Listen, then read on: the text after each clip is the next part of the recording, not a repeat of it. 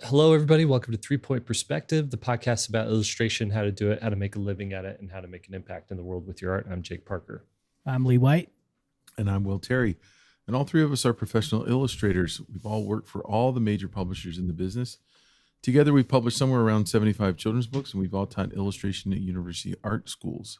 That is right. Each week we come at you guys with different illustrator interviews or fantastic listener questions. Sometimes we agree, sometimes we argue, but each time you learn something brand spanking new.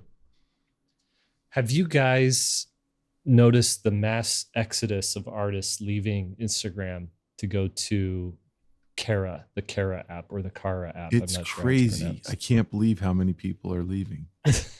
I'm seeing it in my feed, and everybody's a little like, I don't know if I should do this, but here's my account. It's the most lukewarm jump, in my opinion, that I've seen into social media. Right. So Will's being a little facetious. I just barely mentioned it before he hit record, and he's like, what's going on? Because here's the thing. For last week, the three of us kind of took it was like summer break. So we took a week off. We went to the mountains, not together. Although that would have been cool. But we all went like our separate ways. And I get back and, having very limited access to Wi-Fi and even cell phone reception, right? And I come back and like I open up Instagram and it's like, see ya, bye, I'm leaving. Go check me out on Cara app. And I'm like, what the heck's going on? I'm having to like piece it together like a detective. Like what caused this? What's going on here? And it turns out that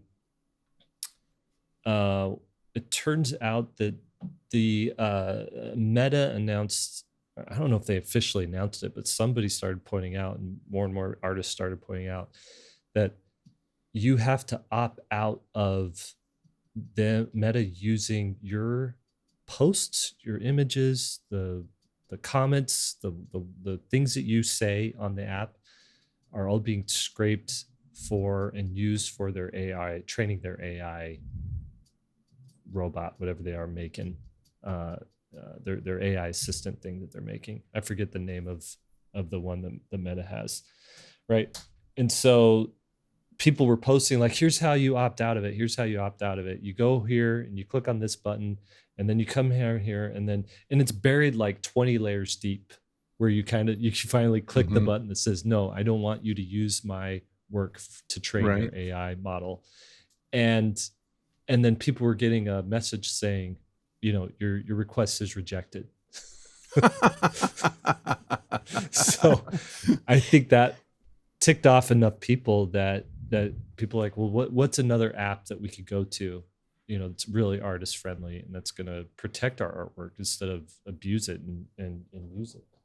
And someone said, well, there's this app called Cara, and it's made by artists, it's for artists, so everybody come over here. And one by one, people just started going, and there was posts saying, if you can't find me here, this is where I'm posting now. And I saw on Twitter, the person who created Cara said they had 300,000 people join over the weekend. And they said that our servers can barely keep up with this. And it's exclusively artists, right? This is not like my mom's not going to switch over, right? Exactly. It's exclusively artists. And they said they were asking for anything you could do to help out to pay for the services that they're providing. So they said it was something like $13,000 a month just to keep their servers running, to run this thing, which that's not cheap, right? And as it continues to grow, you get it up to 1 million people, you're going to be tripling that amount, right? Yeah. So I want to ask you guys. It's a valid concern. I mean, if it's scraping your images, and do you know how I know AI has scraped my images a ton? How? Have you seen the hands that Midjourney does? Yeah. That's right. Direct result. Direct result of copying Lee's artwork. Hey, by the way, Jake, you look better with that light off. The light is like, off? Yeah, you have like 2 light sources canceling out your face. and now Can't So even it's see your like super face. flat. There's too many flat light face. sources All right, on your let's turn it face. Let's see it without. So much Look at better. that. All right, keep it You're on. modeled. You're chiseled. He's got the I gruff got a little look. scruff. Uh-huh. I came home scruffy from the mountains, and my wife was like, "Yeah, why don't you keep that? It looks Yeah. pretty good on If you." you want to see Jake before and after that light he turned on, we're on School of Visual Storytelling on YouTube. Yeah. All right. So, did this phase you? This exodus of people phase you guys? No. And did you go and make an account on Cara? I just don't have the energy to start again. I mean, like even Threads, I bailed Mhm. on. I mean, I was like, I was just thinking, why should I be there? I'm already on Instagram. It's just I'm posting the exact same thing. But here's the question: like, what are you using Instagram for? What are you going to use Cara for? Are there enough people on Cara to, if you're marketing a new project and you're Mhm. announcing to the world a new project, are you Right. And you're yelling into the sort of the, I don't know, for lack of a better analogy, the mirror, because it's all artists. That's not my market. I mean, it is a Right. little bit, but not really. It was a little bit. Here's way I something. look at it- I heard an analyst the other day. I'm not going to mention his Uh-huh. name because he's controversial. Okay. But anyway, he Appreciate said AI can't tell a joke. He's like, so far, and he's like, I don't think it ever will, because Mm. it's hard enough for humans to figure out how to write a joke, Mm-hmm. right? And I just don't worry about. I don't care if they're scraping my images. Mm. What I'm trying to do in the world is make a product that hasn't been made before, Mhm. and get it into people, get it in front of people who it will be meaningful to. Right. And I think at some point people are going to realize that, well, like, why should you bother looking at art or reading a story or watching an animation or a movie? Why would you bother watching something like that nobody bothered to actually make? That Right. It was just somebody punching in, an AI thing, figuring out, oh, here's what you'd probably like. Yeah. I'm me going to give it to disagree you. because that's a naive, I think, assumption of what people would use it for. I think people are pseudo art directors, sort of, in that position, more so than, I mean, the false analogy is, oh, now artists are doing this. No, it's art directors who are doing this, and producers of things that are doing this, because they're eliminating that step. And so they are driving it to be a certain thing. It's not just like, well, I'm just going to press some buttons and I hope something good comes out. I think that's the laziest approach. That's the sort of, when you first jump on and you like type a thing, that's the first kind of stab at it. It's a novelty sort of thing. But I don't know. I think it's going to be more directed at people wanting to produce things. Just like Will's saying, what Will is saying is true. It's really not about how it was created. It's what are you creating? I think if you're just looking at AI as a thing that makes pretty images, it's going to get boring really fast. Right. I think they're putting too It's much. what are you saying with those images? Right. And what original idea can you bring forth? It's that's our job, right? The everything that we do, unless it's product illustration, right? Advertising illustration, anything narrative, it starts with the story. Now, AI can mimic, cobbling pieces of stories together and can tell some pretty cool stories, but are they original? I don't know. Setting all that aside and going back to, like, should you stay on Instagram or should you go to Cara? I think there are two different problems that artists have that Instagram kind of solved both those problems. And one of them, for a while there, one of them is, and not just artists, but I think any sort of creative endeavor. One is you need community, like people to feed off of and people to help and share work with and get ideas from and all that stuff. So you need community, but then you also need sort of a platform to market yourself. You need access to people to actually, like, outside of the community to support your work, right? And for many, many, many years, artists would get together and they'd talk about art on whatever platform, whether it was in person or whatever. And then they'd go off in their separate directions and try to sell their artwork. And then along comes Instagram, where you have 1 billion users, and all of a sudden everybody's together in one place, and you're able to find community because you follow a bunch of artists, but then a bunch of non-artists follow you who appreciate artwork and who want to, who are fans of your work, and they'll support your work on Instagram as well. But then the thing that shifted, I think the previous frustration before AI was the algorithm. Like, I'm doing all this work to post my work on here, and I don't even see the work of the community that I'm a part of, because I'm seeing advertisements and I'm seeing the feeds telling me what I'm interested in, right? And so I'm not seeing that, but then I'm posting stuff and nobody's seeing what I'm doing unless I pay for it to boost a post or whatever. So that was the initial frustration. And then on top of it, for Meta to say, oh, and by the way, we're now going to download all your artwork and all your photographs and everything you say on here, so that some marketer can come up and say, I need to market this thing to artists, do it in this style, or I need to market this thing to a certain person, do it in this style, use this particular vernacular or these words. And they're now using what the community sort of understands and responds to and engages with, to make something that the advertiser can then respond, get people to respond to and buy. Maybe I'm just used to the fact that I've had my work copied so much by other artists.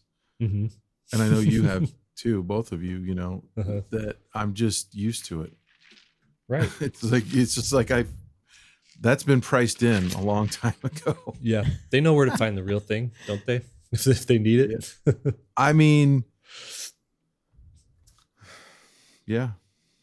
I want to run through, and also I know, like, here we go again. Let's go start a new platform.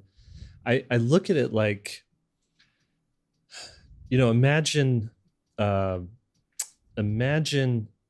a planet dotted with islands, right? Or an ocean dotted with islands. And there's a couple of very, very large islands that are just packed seashore to seashore with cities, right? With buildings, skyscrapers, and everybody, ships and airplanes are all sailing into this place. And it's just a teeming with people. That's Instagram, that's Facebook, that's Twitter, right? And that's YouTube as well. And then all of a sudden, and you go in that city and you can, like, I'm going to go visit the arts district, and you could go check out what all the artists do. Now I'm going to go visit the sports district. You can see all the sports posts. Now the cool cars district, and you could see everybody talking about cool cars. What if all the artists in that city just said, you know what, we're leaving. We're going to go on this island over here out in the middle of the ocean. It's called Cara, and we're all going to live here now, right? Eventually that art island might be a nice little paradise for artists, but nobody in the city is ever going to see what these artists are doing. Right. And so eventually, and I've seen this happen over and over again, like every time people said, we're leaving Twitter and we're going to Tumblr. We're leaving Twitter and we're going to Mastodon. Nope. Now we're going to Blue Sky. Now it's Cara. Now it's Beam. Whatever. What about Beam? Beam. Yeah. They all come back to Twitter, and eventually they all come back to Instagram, because that's the city. That's where everybody else is. And I this morning I was just thinking about this, and I was like, how many times has an artist community, online community I've been a part of, died or imploded or had an exodus? And I just started naming them off, and I wrote them down. I'm just going to run these through you. These MySpace was the first big one, though, right? I mean, what caused the exodus from MySpace? I actually never got on MySpace, but that was like the big social media one. I never really got on there for art, for art purposes. It was mainly more musicians and stuff. I think we're sharing a lot of stuff on there, but that was the first giant social platform that failed. And to me, that's the only one that was widely adopted. Everyone was using it, and then everybody went somewhere else. All the other ones seem like like you were just saying, they come up and then they just go away, you know? Right. So do you remember my first one that I ever joined was the Seigen art forums. This was in the early 2000s. Okay. And this was an art forum. It was like the first art forum where artists got together and shared their work. And that's where I kind of learned really how to do like digital art, because Craig Mullins was on there. He was the big artist on there. He's a concept artist.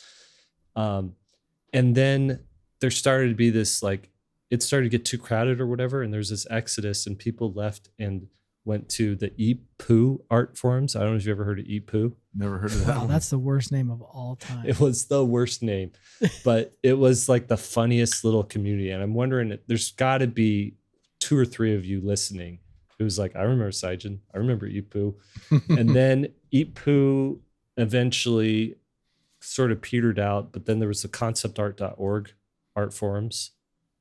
And then the Bolt City art forums and the drawing board. And those Bolt were City all being like Kazu's art forum. Concept art was Jason Manley, who's a concept artist, and the drawing board was Shane Glines.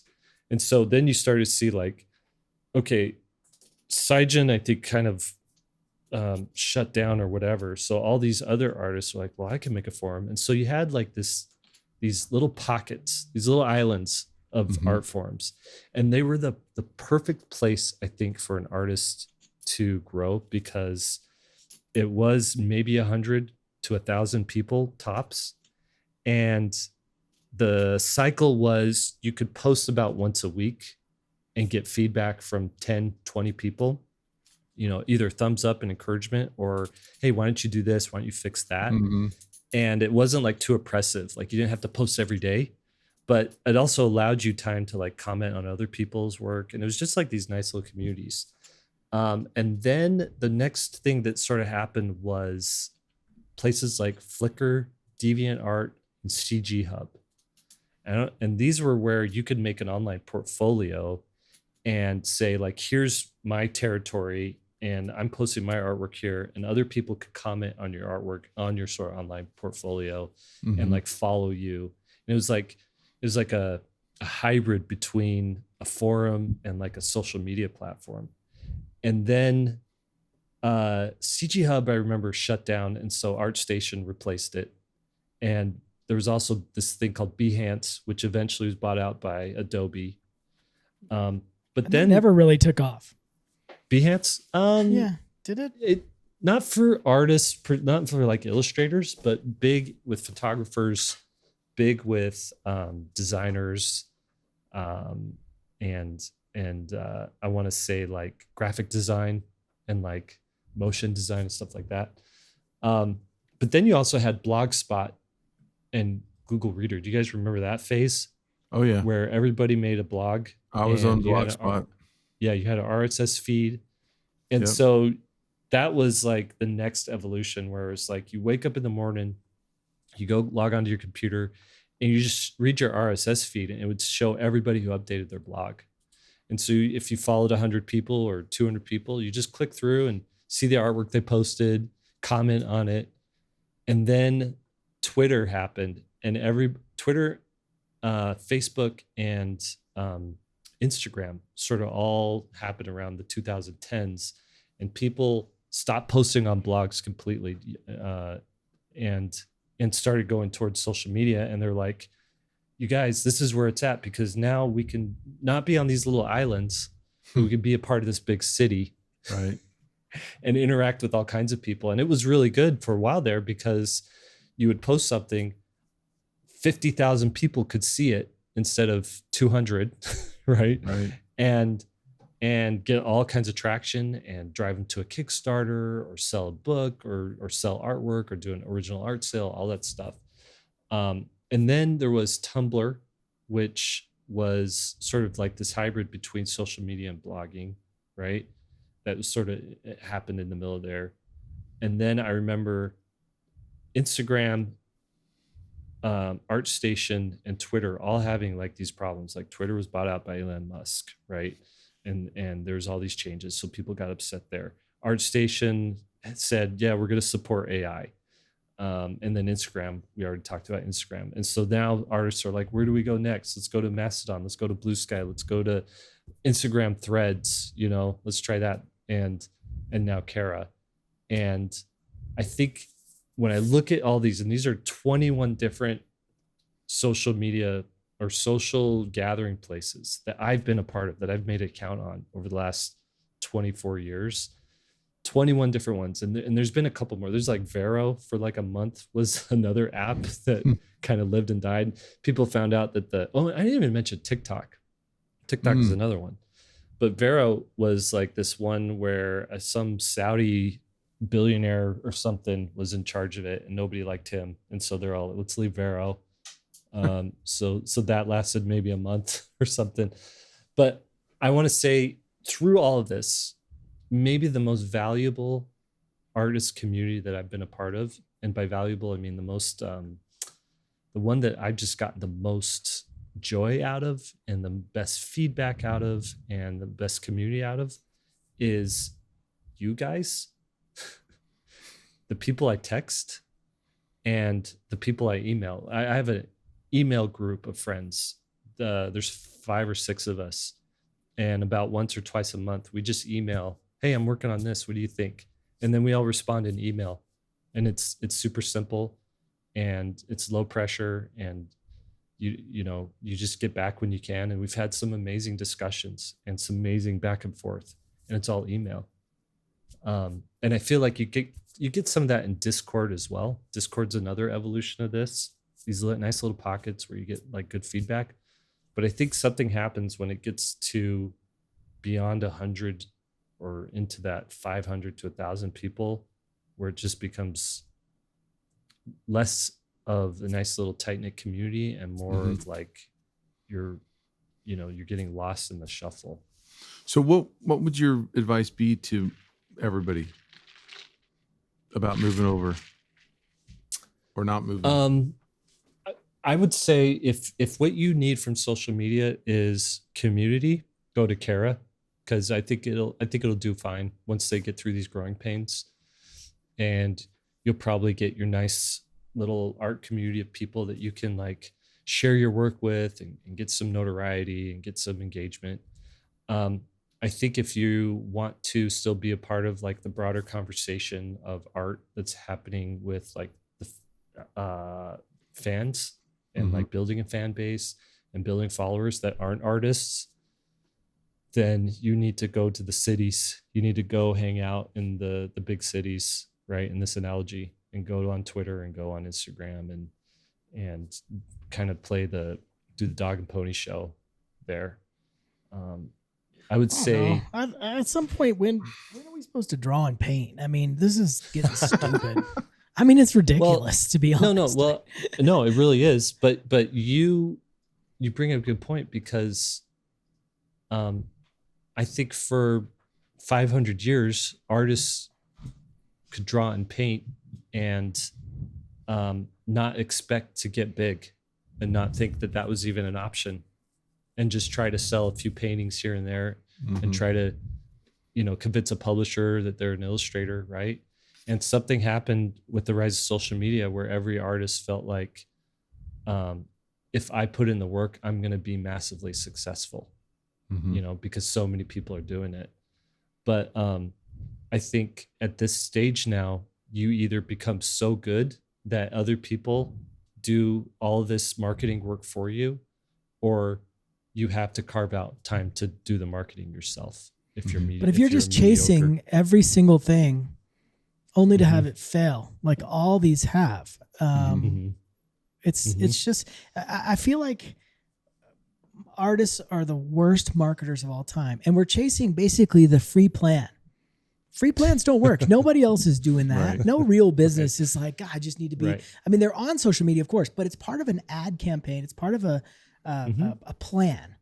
And artists have no plan. We're just chasing these things instead of buckling down, do the work, come up with a solid advertising plan that actually works. Not just like, I hope I'm going to shoot this image into the void and hope somebody sees it, and then hope somebody hires me from that group. It's just, it seems futile, in my opinion, or just too demanding to actually go move forward with it. Make the work you're going to make it really good, and then and come up with an actual plan, whether that's Instagram or however you're going to Pinterest or whatever you're going to do. I don't know. It just seems goofy. It seems like we're just chasing this stuff, and artists just die. They're the first one. They're like, oh, here's a new one, and then they just jump. Now they got to move their whole portfolio over there, just like Threads happen. I mean, the engagement on Threads is the most boring platform of all time. Have you read through Threads? I know you don't. You post on Threads, and then you go away, and then you wait and see if somebody commented on yours. Nobody goes to Threads to read what other people are posting. That's my premise. Right. No, I think you're right. The other thing too, it's like, who do you want to serve with your art? And if the person, if you're making art because it brings you joy primarily, then there's only a handful of people who have been able to make that work financially. You know, really, like, I think of like Mike Mignola drawing Hellboy. Nobody was expecting Hellboy or wanted Hellboy until he made it. Right. And it, all of a sudden it was this hit because it was so different. It was so unique. But the thing that made that special, the thing that made that successful was it just so happened that the weird thing that he was interested in was also the thing that people didn't realize they wanted. And oftentimes artists, you know, that's that kind of person and that kind of luck is like one in a million, right? Oftentimes the thing, like for me, the thing I'm really interested is my version of Star Wars. How successful is that going to be when everybody could get the real thing? They can get Star Wars, right? You know, but if I was really interested in, like, I don't know, cottage core fantasy fairy stuff, right? And there wasn't a bunch of that out there, and there was this really big need for it, and that was the thing I just loved doing, then that I might find success doing the thing I love doing and not worrying about if this. So you've got to find the niche. People. I mean, there's been a million, you know, using your analogy there or your example, fairies kind of stuff. But, you know, do you remember when Brian Froud did the Smushed Fairies book? Smushed or Smashed? I can't remember if they were Smushed or Smashed. I'm fine with either. Anyway, he made this book. If you guys aren't familiar with it, it's an older product now, so you might not have seen it. But it's a book basically like, you know, pressed flowers and stuff that would go in like an old, I don't know who makes pressed flowers or whatever, but it goes in a book. You have a flower, you press it, it's now a flat flower. And he made a book like that, but with fairies. Like you caught a fairy on your desk, you smash it in a book, and then the image that's left behind is this smashed fairy. And it went huge because he took something. Everybody had seen fairies before. Everybody's familiar with Arthur Rackham and all the other people who had done them. And he just did something a little bit different. And I think Hellboy kind of falls under that too. It's sort of a different take on a character, a setting. Well, and you bring up a good point. Like if Hellboy wasn't successful for Mike Mignola, it probably would have just been two graphic novels and he'd move on to something else, probably. Right, you know, right. So I'm more interested in, here's what I'm interested in from people, not the stupid Cara or Threads and the stupid stuff. I'm interested in people diving deep into something that I think, diving deep into something they think is interesting and just going all in on it and make the thing. Matter of fact, this is a little precursor, but we're going to be interviewing Brian Cook. He's an artist I knew from Portland, and he made a whole career out of just putting butts on things. That's his whole thing. Butts on things. Literally, he made a book called Butts on Things. And so he'll have a pencil or a coffee mug or an iPhone or whatever, and he'll just put a butt on it and post it. And you think that's just going to get a little snicker and laugh and you move on. No, he made an entire career of it. Yeah. Years of it. And it's hilarious. Now you look at the collective and you're like, man, this is unique. He went all in. Everybody has things that they think are cool that are kind of secretive, right? Like, or that are just like, I don't think anybody else would like this, but there's sometimes there's a huge cohort of people that think what you're doing is cool. Case in point, have you guys ever watched on YouTube? I mean, we're all in the entertainment business. So whether it's illustration of a graphic novel, a children's book, whether it's a an animation or whether it's a show, we're Mhm. all basically trying to get people's time to watch the art that we make. And there's a channel on YouTube called The Outdoor Boys. You ever watch that? Yeah. I don't know. The father and the dad that goes out and camps with his boys sometimes or just Yeah. by himself. Yeah. Yeah. Okay. I've seen He's a a couple. total goof. The guy is like, he's not good looking. Mhm. He's goofy. And you know what he does? He goes camping. Yeah. He takes you with him camping. That's it. He literally, like, it's the most boring thing if you're not into camping. It's a dude going out in the wilderness somewhere, setting up a tent, filming himself setting up a tent, filming himself cooking his dinner, filming himself getting his sleeping bag out and falling asleep. And then he wakes up and he's like, wow, that was a good night's sleep. And then he makes his breakfast, packs up and goes home. And guess what? There are millions of people apparently that wanted to watch that. And he is making a killing money-wise. Like his channel is, I think I looked at it last time, it was like 2 or 3 million subscribers, and his videos get hundreds of thousands, if not millions of views. That is so you're saying he went all in on this thing that he liked, and he's not trying to chase the algorithm. He's not trying to do anything. He's also posting his videos on YouTube. Where what if he was on Cara? And he's not on like Vimeo, right? Yeah. And he's not on camping.com. Right. And when YouTube comes down with a, hey, guess what? We changed this thing. He's going to stay there. He's not going to, if they say, well, we're going to use your stuff for AI, it's like. And I've seen a handful of artists that are like, yeah, I get it. Go to Cara, do whatever's best for you. But my fans are here on Instagram. So and I owe it to them to stay here on Instagram. And I think there's certain people who have like 1,000 followers or 2,000 followers that they're like, well, I'm not getting any traction on Instagram. I might as well go on Cara. Right. And I don't blame them. Let me say this too. For us that are maybe, I'm in my late 50s, you guys are in your 20s, 40s, 20s. Yeah. What are you saying, Will? 20s. We grew up where you had to pay for stuff. Remember that when we first started advertising, and then along came these social media platforms that are free to use. Well, one of the costs is that you don't have control. One of the costs is that they get to dictate terms.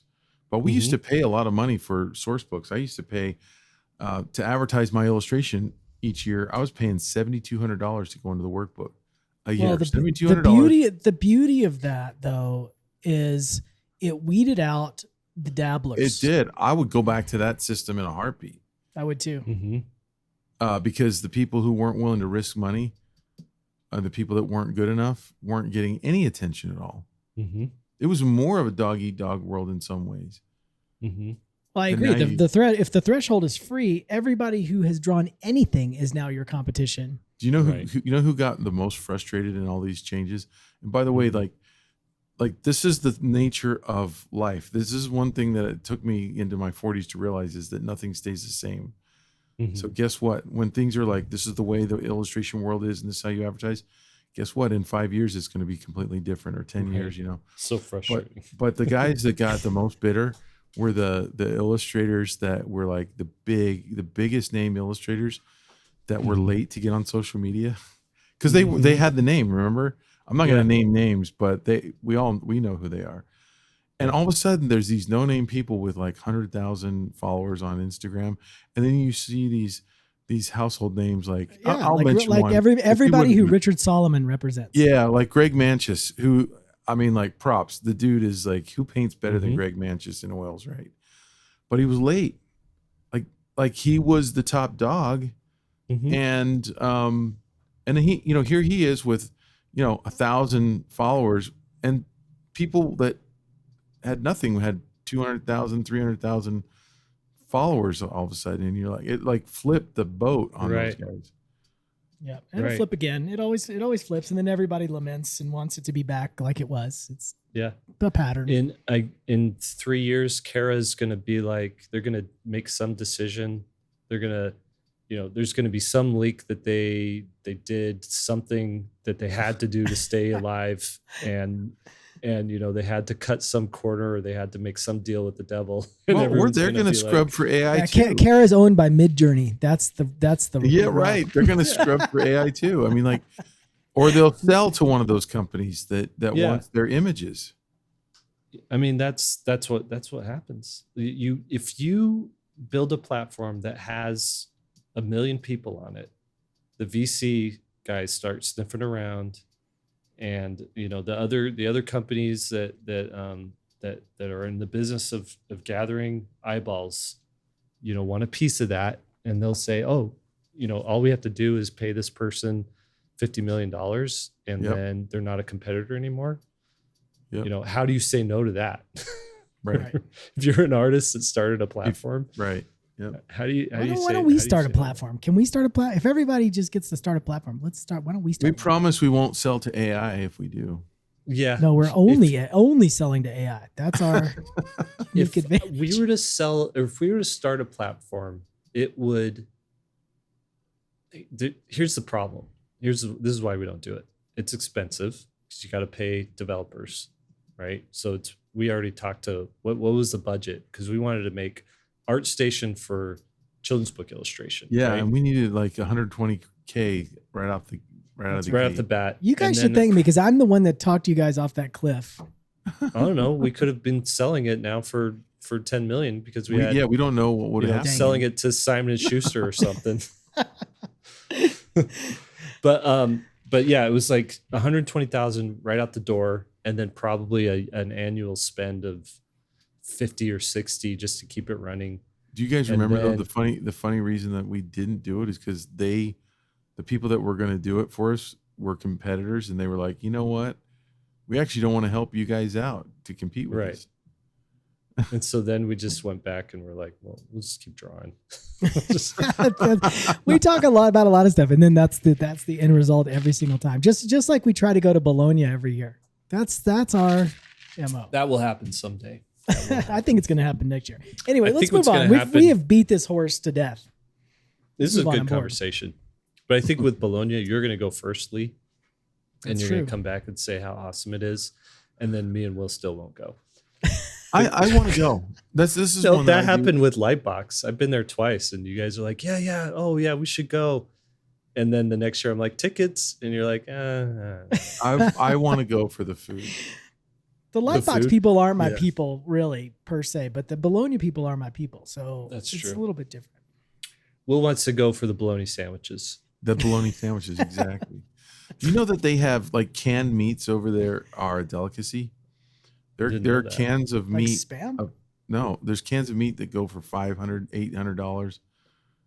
I'm One not paying can. that much for Vienna sausages. The canning process is part of the preparation for the delicacy. We really It's got uncanny. sidetracked here. Now Uncanny. we're talking about canned meats. Oh my This is, by the way, God. this is how our business meetings go. Okay, That's why we don't get anything done. Hey, wait, hold on. I've got a shout out real quick, just a preliminary shout out. We've never taken a sponsor on this show, have we? I don't think we have. But anyway, there's a company called Etcher that they heard me talking about drawing on location and painting on location, and they have sent me a big group of stuff to test out. They're like, you're doing it all wrong. We've already figured this out. They send me the stuff. It is freaking amazing. And so one of our problems with sponsors on this company is we don't want to ever advocate for something that we don't totally believe in. And they're not a sponsor for us now, but they sent me some stuff, and I just want to tell you guys I'm going to be reviewing it. I was But going to it's say, are you getting amazing. paid for this? Yeah, 'Cause I so wanna Lee's cut. the only one I that's wanna getting cut. paid for this sponsorship. I'm not getting paid. I wish I was getting paid. If they would sponsor us, I would totally go all in. But because I've been looking for the perfect sketchbook and the perfect sort of way to carry all this crap, and they have figured it out. I'm going to do a review on one of these, one of our podcasts. But What's just their a little, website? just a little bonus. They sent me a pen that's this cool little llama. That was the icing Yeah. on the cake. For you send something, the packaging was gorgeous. They're sort of like the Apple of art supplies. The packaging was beautiful. The supplies were beautiful, and the stuff actually works. And so I'm pretty excited about it. I'm going to show you guys. And again, we're not paid to do it. They just sent me the stuff to check out. I can bash it if I want to. It's not perfect, and I'll talk about those things too. This is the best way to have a sponsorship. We just say we're not getting paid. That's all you have to do. Just say you're not getting paid. No, I wish I was getting paid. They're a great company. I want them to sponsor us. That's my pitch. Okay. Yeah. And then when you're done with it, you're going to send it to me to try out. Is that how it works? I'm never going to be done with it because it actually holds all my art supplies. So I would not be an artist without it at this point. Do they do actual like pens and markers, or is it just they do brushes, sketchbooks, and the sketchbooks like and satchels and cases is their main thing. The satchel they sent me actually hooks to a tripod. If you're one of those people who want to really be on location and you're painting, with a full setup, it attaches to a tripod. I'm never ever going to do that, but it's interesting. But that's kind of their niche. And then they make brushes. I think that's sort of a side business that they do. Okay, but so it's ETCHR. Yeah. .com. And so I appreciate them sending me stuff. If anybody else wants to send us stuff, that would be appreciated from Australia, right? Are they from Australia? I didn't even know where they were. Maybe. I don't know. Okay, so last episode we gave some advice to an artist. Essentially it was, I'm doing all the things. Why am I not getting work? I'm doing the email list. I'm doing the book dummies. I got the website. I'm posting religiously on the social media channels. I'm commenting on other things. I'm trying to get all this traction. How come it's not working? And our overall advice was like, your art is good. It just doesn't tell a good story. And that really was coming from a place of us being illustrators and thinking that this person wanted to get an illustration job. But one of the comments on the YouTube channel for that episode, I wanted to read it because I thought it was a good comment, and it was a little bit different perspective. So this person says, it's at Amelia_PC. This artist might just be in the wrong medium. For example, I wouldn't call myself the best illustrator because my strength lies in sequential art. My brain is wired to develop movement, ideas, and stories in sequence. Creating a single standalone illustration that tells a whole story is a completely different beast for me. I can handle the technical aspects of painting, but can't be in my top game trying to tell a story, mood, idea in one single image. My background in comics makes me much stronger at storyboarding, and that's perfectly okay. There are plenty of illustrators who struggle with sequential storytelling, and that's okay too. Maybe this artist's talents are better suited elsewhere. Her talent is creating these adorable and visually interesting shapes, convinces me that she's a natural born character designer. And I think that's good advice too. Like, you might be sniffing up the wrong tree, right? And why am I not getting work? Why am I not getting any traction? And then you realize that the artwork you're making doesn't match the work you're trying to get. And so that really, I think, comes down to having, somebody with a little bit of somebody like us looking at it and saying, maybe you should steer more towards this direction, or just a community of artists and asking them very point blank, like, hey, what do you think of my art? Where am I best suited? And then going down that path. Okay. What do you guys think? I'm going to push back on that. So I don't know anybody who's making a living doing character design from nothing. So in other words, like, the character designers are people who work their way up through usually in animation and stuff, because you don't have character designers for children's books or graphic novels. So right, if you're talking about character design, you're talking about animation. And who do they give those jobs to? People that work their way all the way up, had jobs all the way through animation, and finally got to the top to be so. And then the same thing with a lot of other, like, advertising or editorial. I don't know anybody anymore who just makes their living doing advertising art or editorial art. The only people I know that are thriving as artists are either doing gallery work, which this person is not doing, or making their own products, or illustrating children's books or graphic novels for publishers, but they're telling stories with their art. This is independent illustrators you're talking about, or independent creators. Yes. Right. So So we're like, I get what this person is saying is like, hey, maybe I don't know where those talents would be, where there'd be a career if that's the goal, is to have a career. I mean, like freelance character designer, that's a thing. If you Okay, who do you know? Are there people that just make a living doing that? Yeah. Who? I mean, you have to be really dialed into who all the art directors are. Like, I'm going to push back on that. The people who are freelance character designers used to be full-time freelance or used to be full-time at studios. Mhm. And then they went freelance, and they're already known by the people in the studios. I don't know anybody who just is on the side, just a freelance character designer who has not worked full-time in a studio. Okay, so there's the artists who are doing all of the card designs for like Lorcana and Pokemon and Star Wars and Magic the Gathering, and all these people are doing like they're more character designers.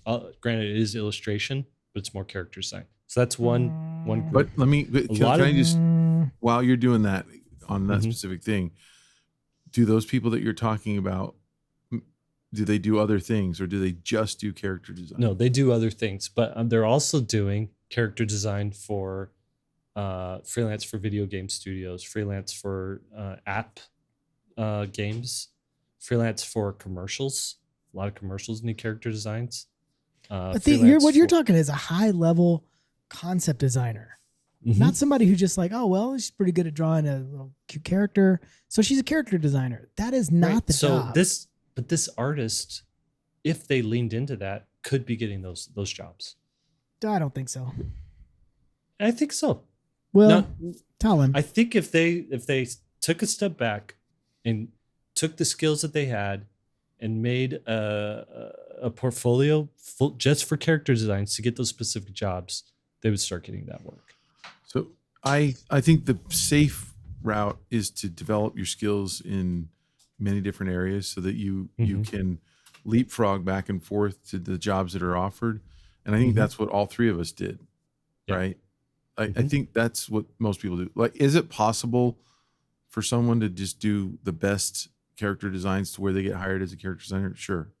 Yeah. I'm sure that's a possibility. But how do you go from the portfolio that we critiqued to that without a lot of experience? That's actually one thing I struggle with when we talk about giving people advice. Is I had so much bad work stuck inside my brain that had to get out to get to where I am now. And a lot of it was in editorial, and that market's gone. And that was a market that a lot of beginning illustrators cut their teeth in, and really, like, I had to do, it's embarrassing how much bad work I did. And I'm talking really bad. Like, I wouldn't be who I am without all that work, by the way. Right. And so I don't know. Well, you bring up a good point too. That's what AI is taking work away from. Like, hey, I need a album cover for my CD I'm putting out, right? That was a job. That was like a $200 job that you could get 20 years ago. Right. And get some, exposure and some experience and put it in a portfolio piece. I did a album cover for this indie band or whatever, or t-shirt design for this indie band. And I could see that kind of stuff going the route of, we'll just have Midjourney come up with something for us, which means you as a illustrator, as a creator, have to, it's not easy. You have to create something that people are interested in on your own and be a little bit more entrepreneurial, which means you have to do the social media game and still have time to make art. Right. So what we're saying is go be an accountant, because every year I pay an accountant a couple $1,000s. What Will's saying is right, though. I rarely agree with Will, but what he's saying this time is correct, in that you can't give advice that's just that narrow, that, oh, maybe this person's just barking up the wrong tree and she should be a character designer. Because, you look at somebody, we've used the example of Loish many times on this podcast. Mhm. She's amazing. She's a great character designer. I mean, she doesn't Yeah. do that, I don't think, for a living, but she's a great character designer. And you're like, oh, maybe she should be a character designer. Well, then you see it. She does like an environment piece and you're like, oh my gosh, she is a top tier environment illustrator. Mm-hmm. It wasn't just like she had this one specific little skill set that she could do anything. She could draw a tree and it would be probably the most awesome tree you've ever seen in your life. She's just a good artist. And it's sort of irresponsible to say, oh, maybe you should just do this one thing when that one thing comes with a massive skill set requirement. Mm-hmm. You build the foundation first of Mhm. really good skills in all areas. And then if you find yourself leaning into one little niche, Right. then you can lean into it later on. But then at this point in that person's career, I would say really, really, really take our advice and round yourself out more and start getting more work, and more work leads to better work, and better work leads to more work, and it kind of snowballs.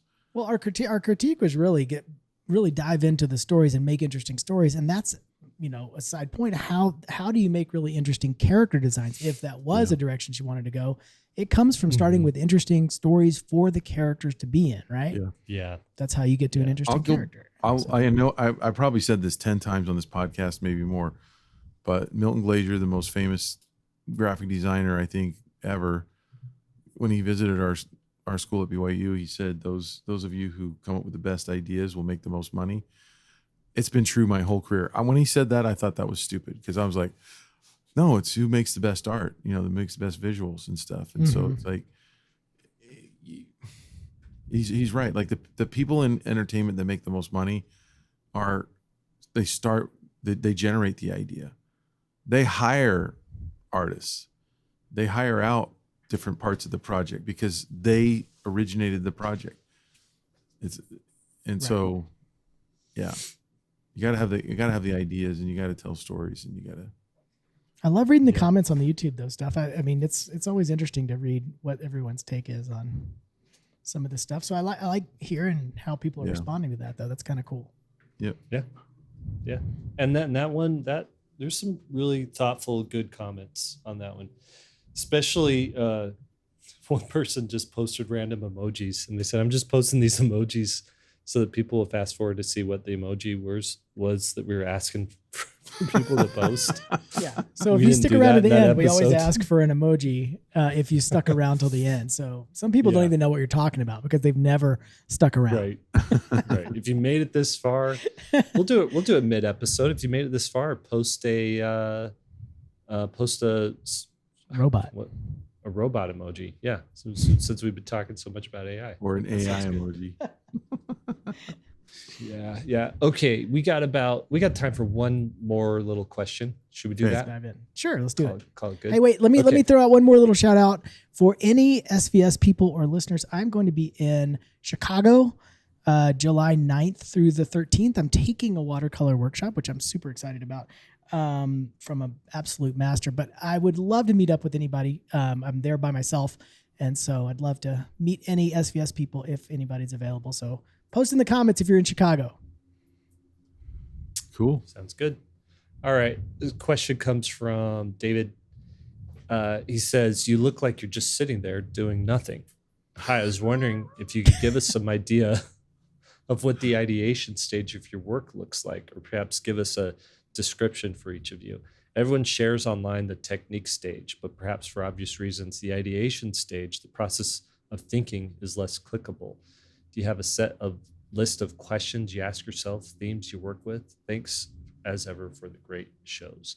So you're sitting down to illustrate something. Will drew the cactuses playing, in a band in the middle of the desert. Lee sits down. He's like, I want to do a cat in a balloon, but what's going to be the background? And I'm like, what's this robot going to be? Because I can't draw anything other than robots. So what do you guys do? How do you figure out what you're going to draw? Well, I'm glad somebody asked this question finally. Everybody always asks what brush you use, or what kind of paints you use, all that stuff. That's the easy stuff. But this is a great question. Yeah. Go ahead, Will.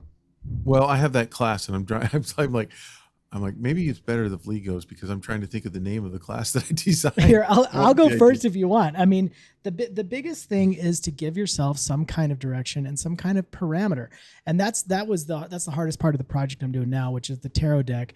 In the beginning, it was easier because you have a card like Death or a card Temperance or something like that, where there's definite meanings to those cards, and so you can just sort of lean into what it's saying. But the card I'm doing today is the 10 of Cups. It's the last one in that little series. What do you think of if I say you got to illustrate the 10 of Cups? You think of nothing. At least for me, I got nothing. I start out with absolutely no concept. So I need to learn what the direction is, and you'll start getting keywords. And keywords is, it's really the keys to the kingdom, in my opinion, is if you get 3 solid keywords, like joyful celebration or something like that might be the meaning behind that card. Well, now I know that I got to show a joyful celebration. I need to have 10 cups that are visible in the image. So I'm starting to give myself these limiting factors. And I think the more limiting factors you have on an image, the more creative you can actually be. The hardest thing in the world is drawing a blue sky, no direction. There's no size requirement. There's no concept requirement. You're just left there. That's what causes artist block, in my opinion. But I need to show a joyful celebration, that it might, and there might be some like other things that go specifically with a card. So maybe there's a rabbit that's shown all the time on a tarot deck on that card. So now I need a rabbit, and I need 10 cups to be in there, and I need a joyful celebration. And all of a sudden you're like, okay, now images are starting to come. There's nouns that I start thinking of, and there's gestures that I start thinking of, and that's when the sketching process comes in. But it really is that research phase right in the beginning where you're giving yourself some kind of parameter, some kind of goal. If when you look at this card, you don't see a joyful celebration, then I failed at my concept. And so you just need to have that benchmark. Yeah. Okay. So the class that I made was called Developing Great Visual Stories, which is such a boring title, but on the internet, you have to have searchable, like descriptive titles sometimes. And so, but it's an idea class. It's exactly what you're asking in your question, which is, how do you start with a blank piece of paper and come up with a good idea? And so one of the projects that I broke down in that class was my turtle camping picture. And I just decided, I started somewhere. I gave myself an assignment for that one. But I wanted a piece of art because we moved down in the desert in Arizona, and I wanted a piece that I could put over my studio. And so I thought, a tortoise, because you have desert tortoises, camping. And I gave myself that assignment. I'm going to have a turtle camping. That's where I started. And from there, I said, okay. And it really comes down to asking lots of questions, right? And this is the same, by the way, when we do our prompts for how to fix your art at SVSLearn.com. And if you aren't doing those, go to our website at SVSLearn.com and click on how to fix your art prompts, or art prompt, I think is on the tab. And you'll see what we're doing there. And we put out a prompt every month. But most of our students, just to let you know, if you haven't done it, really struggle with this exact question of coming up with a good idea. And so we really talk about that and work on that in how to fix your art. But what I do is I said, okay, how is the tortoise camping? Is he using a tent? Is he camping in a cabin? Is he camping? Wouldn't he use in his a shell? trailer? What's that? Wouldn't he use his own shell? Right. He could use his own shell. Does he take his shell off and prop it up as like a tent where there's a little bit more easier to get in and out? I mean, I had that idea too, which he's maybe naked over on the side, like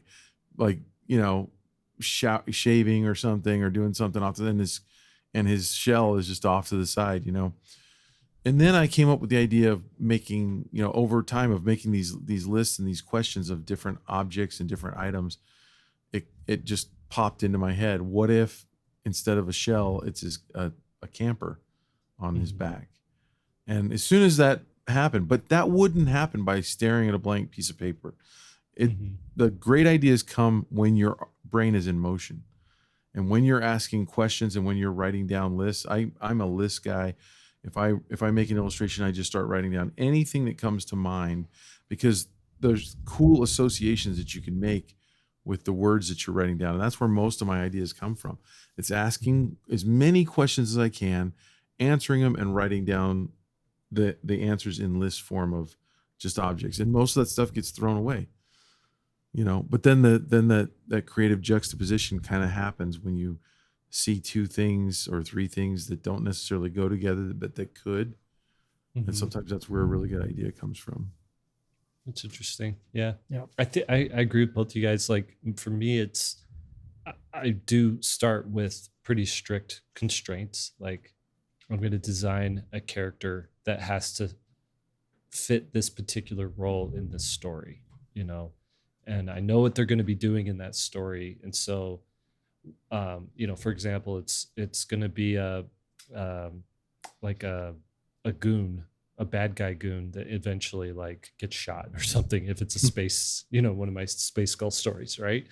Well, how do I make him interesting, or how do I make him memorable, or do I make him forgettable, right? If I make him too memorable, then people might think he's a main character. Mm-hmm. But if I make him too forgettable, then it won't seem significant that that Skull Chaser took him out. So you start adding, like Lee said, you start adding all these constraints on it, and pretty soon you have you really have room to be creative, because then the stuff that you can do is play with color, play with shape, play with materials, play with texture, and you could do all kinds of creative things with just those things. But essentially you're still just designing a character. So I'm looking at this character right now. These are two characters that are in the background of one of my Skull Chaser comics, and one's a big purple ogre guy, and one's just a typical normal dude. But it's he looks like a frat boy, actually. Yep. A frat boy in a spacesuit. But I was like, well, I've never seen a frat boy in a spacesuit, so let's see what that would look like. And then let's put an ogre in space gear, give him a tail, give him really interesting body proportions, and let's pick some colors that you don't normally associate. So let's make him, ogres are green, so let's give him a green suit, but make him purple, to make him a little bit more alien. And then what goes with purple and green, these are all secondary colors. Let's do another secondary color. Let's do orange, right? So those are that's sort of the thought process that's happening. And a lot of it's, for me, is happening on the page. I do tons of little thumbnails.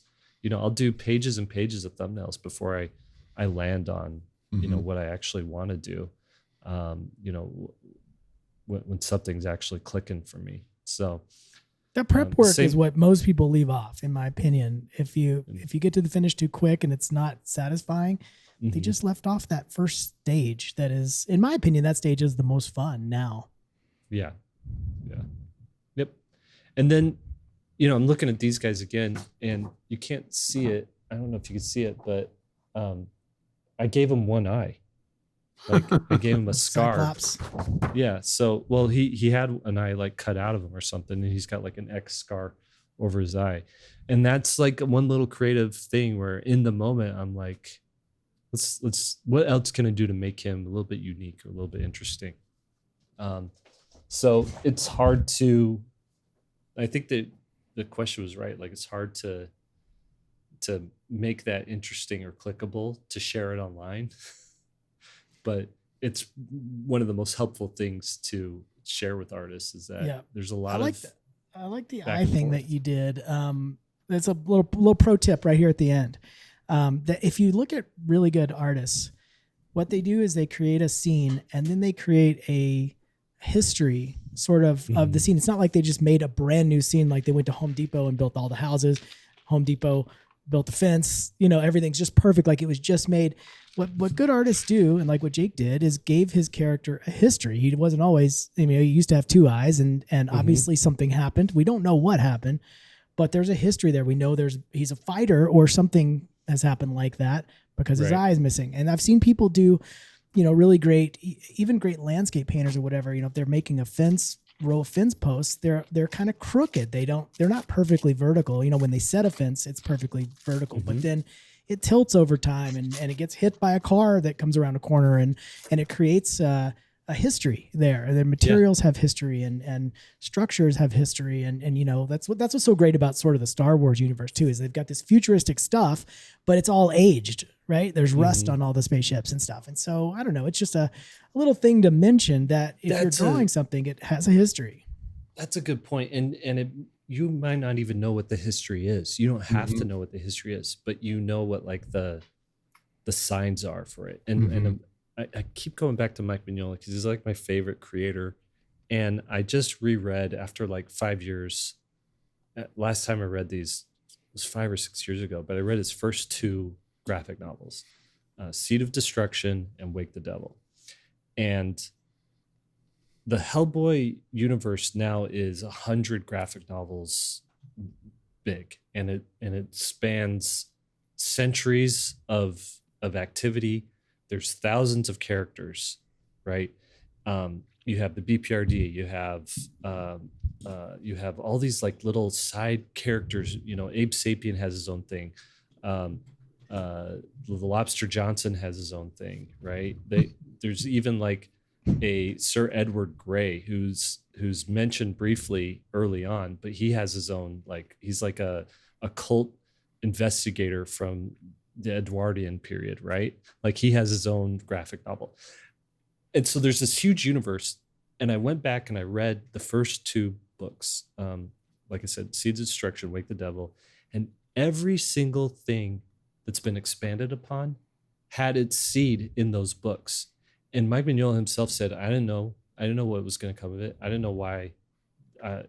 He designed a character that was a head in a jar. He didn't know the full story of that character, but it seemed cool to put a head in a jar, right? He designed a character that has like, this group of Nazis, like this rogue lineup gallery of Nazis, and one's this like, femme fatale, and one's like this ugly guy, and one just has like a mask that he wears all the time, right? Well, they go on to be like kind of key important characters. He inserts aliens for whatever reason. It just seemed like the right thing to put aliens on this one page, right? And then he doesn't come back to them until, years later, he explains what that is. But what was cool is that every 2 pages, you got something really interesting, something that made you like, what is that all about? I really want to know what that's all about, but we got to keep going with the story. And I think that's what you got to do in almost everything you do is put stuff in there that just gives it a little bit of history, like Lee was saying, a little bit of questions that aren't answered. And, I think another example, I think of like the character design of Ellie in Up, the girl, right? And the character of Carl. He's square, she's round. He's like very rigid in his life and very down to earth. And she's very bubbly and excitable. She has a little chipped tooth and he wears glasses, right? And so just by looking at those characters, what their personality is. You wouldn't know to do that if you didn't know what their personality is. So you as a illustrator are also a storyteller, also a world builder, also like a history professor, who understands of this world that you're creating, right? I like that. As a teacher, I like to name these kind of principles so I can recall them later and grab onto them. I'm going to call this the Boba Fett principle. That's perfect. Right? Name. It's a perfect name. Because he's in there, but originally you're just he's a side character. He's in there every now and again, but he's such an interesting character, and now he's got his whole world. So yeah, the whole Mandalorian world. So put a emoji of Boba Fett. Is that an emoji? Yeah. Do the emoji. Do the Boba Fett emoji. No, my son was like, my problem with the Mandalorian is. Oh. It's like you have, and maybe I already said this. This is how quick we change topics. Here we go. He said the problem is with that whole thing is it's like, what if you took Batman, who's a really cool looking character, right? And you said, but get this, there is an entire world of Batman, and we're going to take you there. And everybody wears a bat suit, and everybody has grappling belts and, and their utility belts and grappling hooks and all that stuff. He's like, it just gets less interesting the more Batman you have. Yeah. That's a good point, actually. Anyway, this is the should way. we wrap it up? With that, good joke. With that, let's side wrap it note up. on Boba Fett before you wrap it up. I was just so blown away when I had my was selling at comic conventions, the Little Heroes, how many people would buy my Boba Fett, and it didn't really even have a good idea with it. So I know. Well, it's like you collect Boba Fett stuff. You don't. That's the thing, and he's a beloved character. It's weird, right? There's too much Darth Vader stuff. There's not enough Princess Leia stuff. There's just the right amount of Boba Fett stuff for you to like build a nice Boba Fett collection. I actually have a Boba Fett collection on my wall right over there. Do you? That is the most non-surprising thing ever. Do I need to? Do you have my print? Do I need to send you one? No, I didn't really like your print, so I didn't get it. Okay. Just kidding. I have your whole Star Wars print. I have that. Cool. It's in it didn't. That was. Where is it? That was a project that I didn't print enough of. Yeah. I wanted to make Darth Vader bike tube caps. The little screw-on thing that goes on your bicycle tires. I remember that. And I went on to like Etsy or whatever, and there's so many people that already thought of that. People are creative. Dang it. It's another get-rich scheme that died quickly. Okay. 3-Point Perspectives brought to you by Etcher, I guess. They're our sponsor. Sponsor for the day. No. It's brought to you by SVSLearn.com, where becoming a great illustrator starts. We've got the subscription. We've got bundles. In the fall, we're going to be launching Self-Publishing Pro again. We just started Children's Book Pro. So we got all kinds of stuff to get you going in your career and kind of give you the edge over other artists who are just sort of piecing things together by trying to like Google YouTube tutorials and take a random Domestika course here and there. If you want actual like direction on where you should go and what you should do from real working illustrators, just sign up for some of our courses and especially our pro series of courses if you're really interested in making this a career, and go from there. We've interviewed a couple of our students who have gone on to have careers. There's more of them coming, and we'd like you guys to be a part of this. Podcast produced by Daniel 2. That's Daniel TU. Special thanks to our keeper of the curriculum, Master Shirtlift, our show notes wrangler, Lily Howell, our chief operations officer, Lisa Fott, and our illustrator, Annalise Black. Now, go draw something.